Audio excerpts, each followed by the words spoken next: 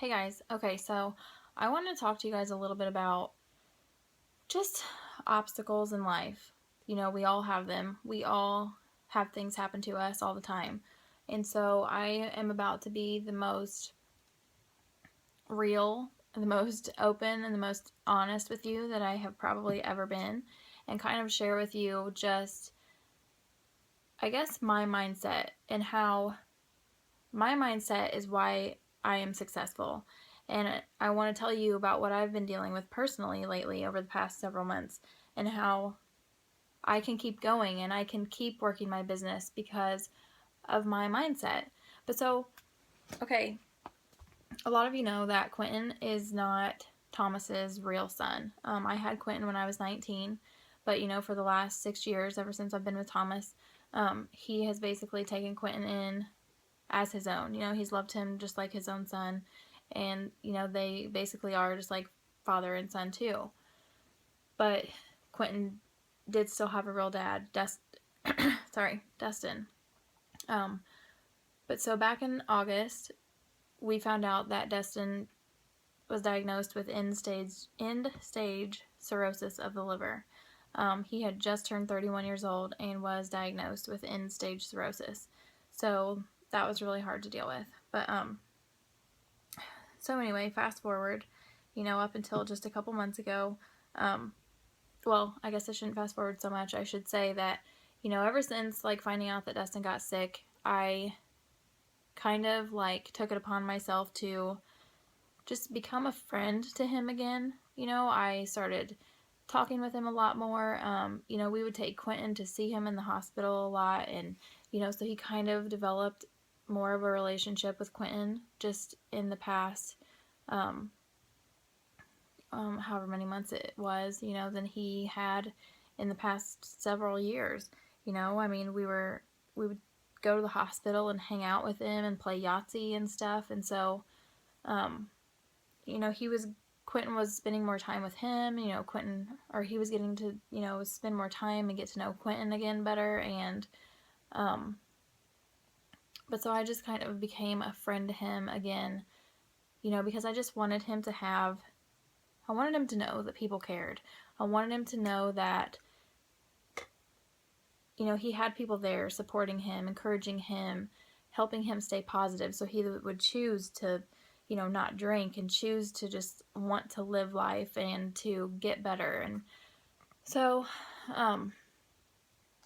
that's kind of how it was. He would be in and out of the hospital. He'd have to go to the hospital just because of all of the things that were going on in his body. Like, cirrhosis of the liver is awful, but when your liver is shutting down, it just causes so many other like things to go wrong with your body. So he'd go to the hospital for a week, and then he'd come home for a few days, and he'd have to go back to the hospital for a few weeks or a couple weeks, whatever. And it was just, sorry, my hair's gross, but so it was rough. But Thomas seemed like, for the most part, he understood. Like he was okay, and he understood that I wanted to be there and be a friend to Dustin again.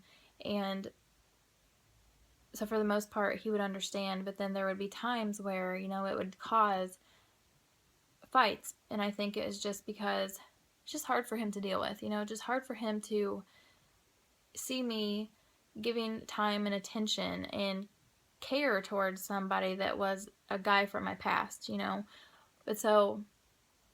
But we worked through that all the time, when it would cause little tiffs here and there.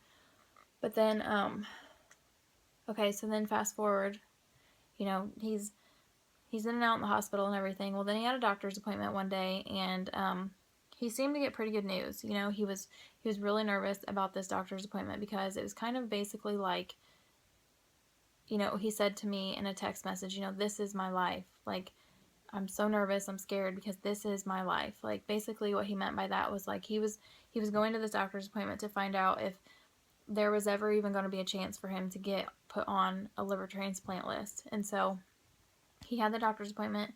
It seemed to go pretty well, and they told him, like, you have this amount of time put in towards your sobriety that you have to be able to put on the transplant. And so and things just kind of seemed good. He was happy about it. His mom was happy about it. So I was happy for him. I was excited. And then literally a few days later after that, his mom texted me that she was taking him to the emergency room because his legs were hurting him so bad.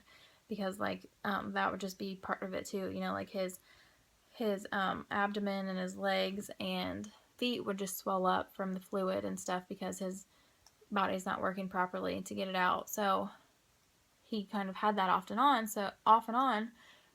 So I wasn't really like that concerned about it. I was just like, his legs and feet are filling up with the fluid again and it hurts. So he went to the hospital though, and they ended up sending him back to the big IU hospital, and they put him in ICU right away, and I guess his blood pressure was like really low.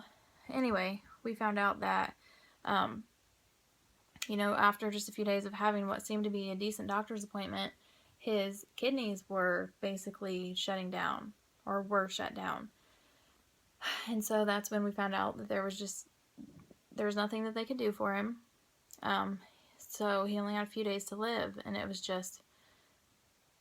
was a lot to take in, it was a lot to process. And so we went and pulled Quentin out of school, and we took Quentin up there, and then Quentin and I didn't leave the hospital after that. We stayed in the hospital every day and every night, until Dustin passed away.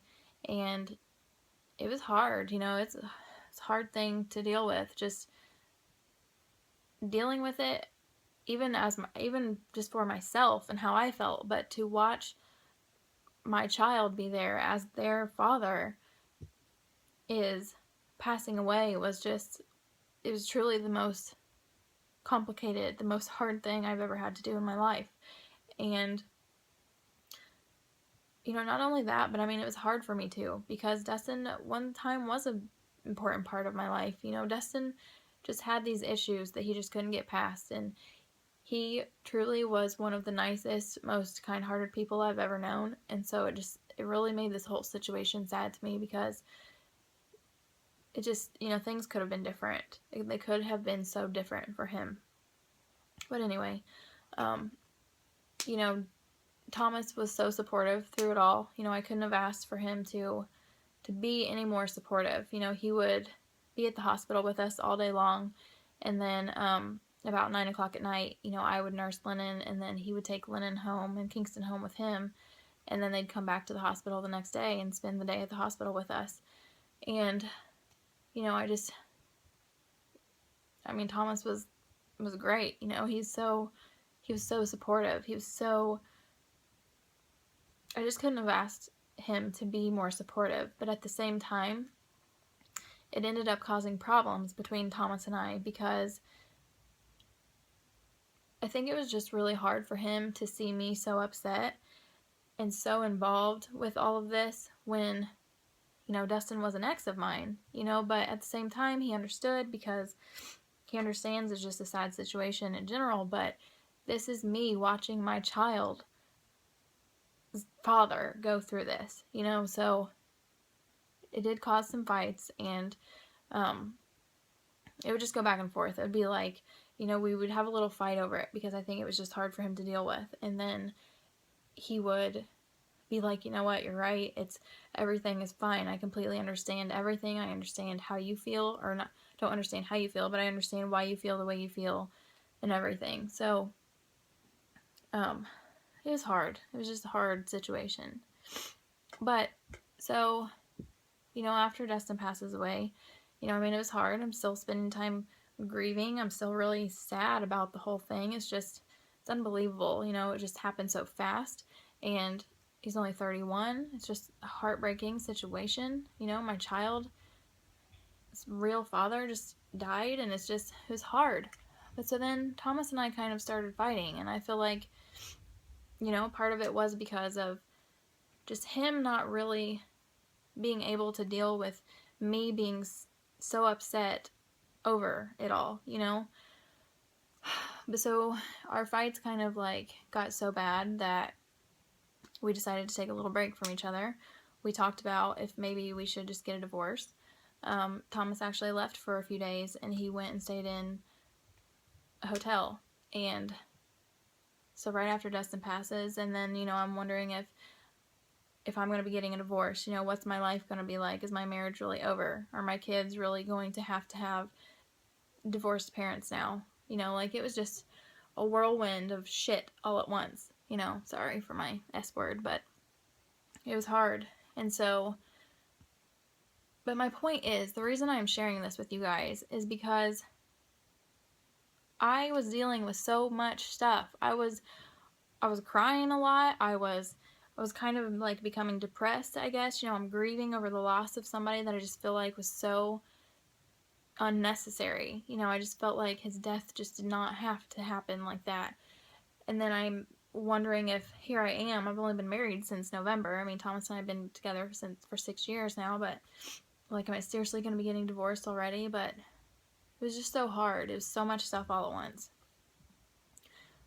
But I decided, and I did. I took my time, like, to grieve, and especially when I was in the hospital and stuff, I didn't do anything for my business. There are times in life where you have to put your business aside and deal with what you have to deal with, but you do not have to let it make you quit. You don't have to let it make you give up. Even before Thomas and I decided that, we loved each other and we wanted to make this work and we were going to make this work, I made myself get back to work. I made myself start working my business again because this is my passion. This is what I want to do. This is my job. And I have so many people relying on me. I have so many people who are counting on me. And I love helping people. And so, this is still what takes care of my family. And so it's my mindset is, I just have to get back to work. I've always had that mindset. Like, I want to work. I enjoy working my business. But so, my point of just sharing this with you guys is, like, I guess to just explain to you guys that we all have things happen in life that suck. There are things that are going to knock you down, but it's your choice if you're going to let it keep you down or if you're going to get back up and do what you want to do and what you need to do to make it happen. And sorry, somebody's message popped up, distracted me. But you guys just have to have that mindset too. Like I said, you're gonna have stuff happen in life. We all have obstacles. We all have stuff that is hard to deal with. But like, that doesn't mean you have to give up. It doesn't mean like that's when you just say, nope, you know what, I'm done. I had this happen. Like, I'm just gonna quit my business. I can't work it anymore. Like, no, you don't need to do that.